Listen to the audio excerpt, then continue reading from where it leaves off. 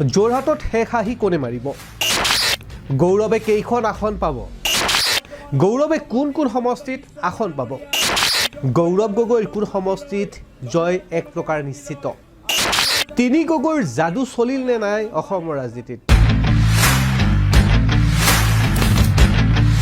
নমস্কাৰ প্ৰিয় দৰ্শক, এতিয়া ৰাজ্যৰ ভিন্ন প্ৰান্তত এই বিষয়তে এতিয়া চৰ্চা চলি আছে যে গৌৰৱ গগৈয়ে কোন কোন সমষ্টিত বিজয় সাব্যস্ত কৰিব বা ক'ত বিজয় লাভ কৰিব।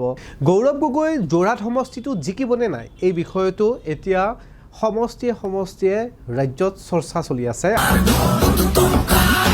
গৌৰৱ গগৈ যোৰহাট সমষ্টিটোত বিজয় লাভ কৰিবনে নাই এই বিষয়টো এতিয়া সৰ্বতে চৰ্চা।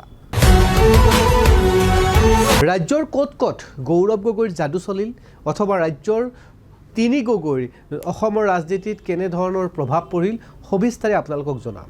তাক জনোৱাৰ পূৰ্বে আজিৰ দিনটোত ঘটা কেইটামান গুৰুত্বপূৰ্ণ খবৰ আপোনালোকক দিব বিচাৰিছোঁ। মহানগৰীৰ ৰুদ্ৰাক্ষ মলৰ চতুৰ্থ মহলৰ পৰা পৰি মৃত্যুমুখত পৰিল বিবাহৰ এমাহ হোৱা এজন যুৱকৰ নাম সিদ্ধাৰ্থ দাস। মাতৃয়ে ক'লে দৌৰি দৌৰি ওলাই আহিছিল বুলি শুনিলোঁ। মহানগৰীৰ ভগাঘৰ ৰুদ্ৰাক্ষ মলৰ চতুৰ্থ মহলাৰ সিদ্ধান্ত দাসৰ মৃতদেহ উদ্ধাৰক লৈ এতিয়াও চাঞ্চল্য বিৰাজ কৰি আছে। সিদ্ধান্ত দাসৰ মৃত্যু হত্যা নে দুৰ্ঘটনা, ইয়াক লৈ এতিয়া পিতৃ মাতৃৰ লগতে সচেতন মহলেও বিপাঙত পৰিছে। এই পাৰ্কিং কৰিছোঁ আৰু ঘৰত সোমাম সেনেকৈ কৈছে। তাৰপিছত মোক কৈছে তুমি চিন্তা নকৰিবা, শুই থাকা, মই আবেলি গৈ তোমাৰ লগতে ব্ৰেকফাষ্ট কৰিম সেনেকৈ কৈছে। এতিয়া গম পালোঁ, এতিয়া আহি গম পালোঁ তেওঁ বোলে আকৌ গৈছিল। কিন্তু তেওঁক মই সুধিছিলোঁ তুমি যাবানে বাৰ্থডে, তাই কৈছে মই নাযাওঁ। কিন্তু এতিয়াহে আকৌ আহি গম পাইছোঁ ইয়াতে তাইও গৈছিল, তাইক থৈ পেলাই আকৌ ওলাই গৈছেহি। এইটো কথাটো মোক সিহঁতে কোৱা নাই নহয়। নাই নাই একো নাই। আমাৰ গোটেই সোণাপুৰৰ গোটেই এইবিলাক মোৰ দাদা, এইবিলাক মোৰ ল'ৰা, এই দাদা কি সন্দেহ কৰে মানে? মইতো কি ক'ম, মই একো সন্দেহ কৰিব নোৱাৰোঁ। মই কি ক'ম আৰু মোৰ, কাৰণ মোৰ ল'ৰাটোৰ লগত ৰঞ্জু ক'ত গ'ল? এই ৰঞ্জু একোৱেই নাই, এইটো মোৰ দাদা, একদম ভাল ল'ৰা, গম পাইছেনে? মোৰ মা হৈছোঁ যদিও মই আজি কৈছোঁ মদ পানী নাখায়, খালি ছিগনেচাৰ খায়, কিন্তু সেইটোৱে খায় আৰু একো নাখায়। বা এই কলেজ গেটত আমাৰ ঘৰ ৰঞ্জু ন, একোৱে নাই, তাৰ কাকো বেয়াও নাপায়, চবেই ভাল পায়। এই ৰঞ্জু ভাল পায়নে বাবাৰ পৰা? চবেই খুব ভাল, একদম চিধা চাধা। এতিয়া এনেকুৱা শুনি পেলাইতো মই ভাবোঁ কি কেনেকৈ পৰিব নহ'লে চেৰিত। মইতো দেখাই নাই, চাবই নিদিয়ে, ইমান ৰিকুৱেষ্ট কৰিছোঁ। এবাৰ মই এটাই ল'ৰা আহিলে আহি পাই ক'ব মা মই আহি পাইছোঁ দিয়া, মা মই গৈ আছোঁ দিয়া, এনেকৈ কয়। এটাই ল'ৰা, ছোৱালীজনী আছে।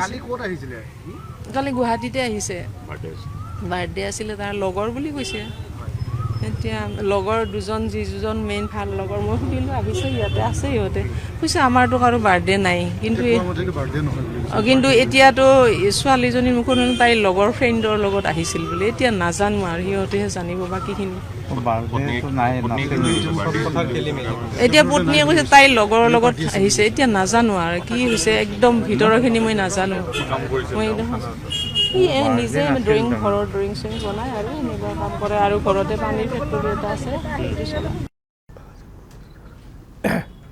শুনিলে এনেধৰণে পিতৃ মাতৃয়ে এতিয়া অপেক্ষা কৰিছে আৰক্ষীৰ তদন্তলৈ। আজিৰ দিনটোত ৰাজ্যৰ মুখ্যমন্ত্ৰী ডক্টৰ হিমন্ত বিশ্ব শৰ্মাই ক'লে তৃতীয়বাৰৰ বাবে বিজেপি চৰকাৰ ৰাজ্যত হ'ব। ৰাজস্থানৰ বালাজী মন্দিৰত সেৱা লৈ ৰাহুল গান্ধীক, কংগ্ৰেছৰ অধ্যক্ষ ৰাহুল গান্ধীক পুনৰবাৰ পাগল আখ্যা দিছে। মন্তব্য শুনাইছোঁ। अच्छा होगा, उसमें कोई इश्यू नहीं है। अच्छा रिजल्ट होगा, अच्छा परिणाम होगा, बीजेपी का तीसरी बार सरकार बनेगा। सर बंगाल चुनाव भी सामने, इस बार क्या बंगाल में भी हमारा लोग फाइट कर रहा है और सबका उम्मीद यही है कि इस बार बंगाल बीजेपी जीतेगा। मैं 15 तारीख से वहां रहूंगा फ्रॉम 15 कैंपेन के लिए, लेकिन जो खबर मुझे आ रहा है बहुत ही पॉजिटिव खबर आ रहा है। एक पॉलिटिकल क्वेश्चन है, राहुल गांधी ने बहुत कुछ कहा, बहुत ही ज्यादा कुछ कहा। पागल व्यक्ति है ना, वो भी तो पागल है और कोई दिमाग में कुछ है भी नहीं है।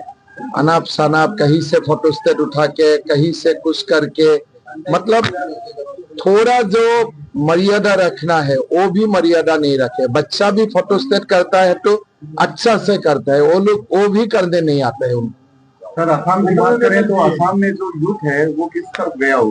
पूरा पूरा एक तरफा जो सनातनी लोग हैं सब एक तरफा डाला।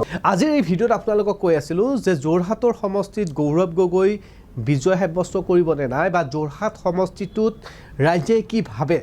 যোৰহাট সমষ্টিটোৰ গৌৰৱ গগৈক নিৰ্বাচনী ভোট প্ৰদান হৈ যোৱাৰ পাছত এতিয়া যোৰহাট সমষ্টিটোক লৈ সকলোৱে চৰ্চা কৰি আছে। যোৰহাটত গৌৰৱ গগৈ বিজয় সাব্যস্ত কৰিবনে নাই সকলো কথা 4 মে'ৰ দিনাখন স্পষ্ট হ'ব। যোৰহাটত কি হ'ব? বিজেপিৰ জ্যেষ্ঠ নেতা হিতেন্দ্ৰ নাথ গোস্বামীৰ সৈতে যোৰহাটত গৌৰৱ গগৈৰ এখন নিৰ্বাচনী যুঁজ ইতিমধ্যে ভোট প্ৰদান কৰি দিছে। ইভিএমত বন্দী হৈছে হিতেন্দ্ৰ নাথ গোস্বামী আৰু গৌৰৱ গগৈৰ ভাগ্য। যোৰহাটবাসীয়ে দুইজনে যোৰহাটৰ সন্তান হিতেন্দ্ৰ নাথ গোস্বামী আৰু গৌৰৱ গগৈক ইতিমধ্যে দেখা পাইছিলে ভোট গ্ৰহণৰ দিনাখন একেলগে চাহৰ মজা লোৱা। এতিয়া কি হ'ব যোৰহাটত? গৌৰৱ গগৈ নে হিতেন্দ্ৰ নাথ গোস্বামী, ইয়াক লৈ এতিয়া চৰ্চা। আনকি ৰাজ্যৰ ভিন্ন প্ৰান্তত মুখে মুখে গৌৰৱ গগৈ জিকিবনে নাই ইয়াক লৈও সৰব চৰ্চা। কিয়নো গৌৰৱ গগৈ প্ৰয়াত অসমৰ মুখ্যমন্ত্ৰী তৰুণ গগৈৰ একমাত্ৰ পুত্ৰ। 2020 চনৰ পৰাই তেওঁ লোকসভাত ভাৰতীয় জাতীয় কংগ্ৰেছৰ উপনেতা হিচাপেও কাৰ্যনিৰ্বাহ কৰিছিল। তেওঁ লোকসভাত 2014 চনৰ পৰা 2024 চনলৈ কলিয়াবৰ সমষ্টিৰ প্ৰতিনিধিত্ব কৰে। 2024 চনৰ পৰা 18 নং যোৰহাট সমষ্টিৰ পৰা লোকসভালৈ মনোনীত হয় আৰু এতিয়া সেইজন প্ৰয়াত তৰুণ গগৈৰ পুত্ৰ গৌৰৱ গগৈ 2026 চনত অসম বিধানসভা নিৰ্বাচনত অৱতীৰ্ণ হৈছে। গতিকে এই বিষয়টোক লৈ এতিয়া ৰাইজৰ মাজত চৰ্চা কৰাৰ নথৈ থল আছে। হিতেন্দ্ৰ নাথ গোস্বামী আৰু গৌৰৱ গগৈৰ মাজত চলা এই প্ৰতিযোগিতাখনত কি হ'ব সেয়া সময়লৈকে ৰ'ব লাগিব।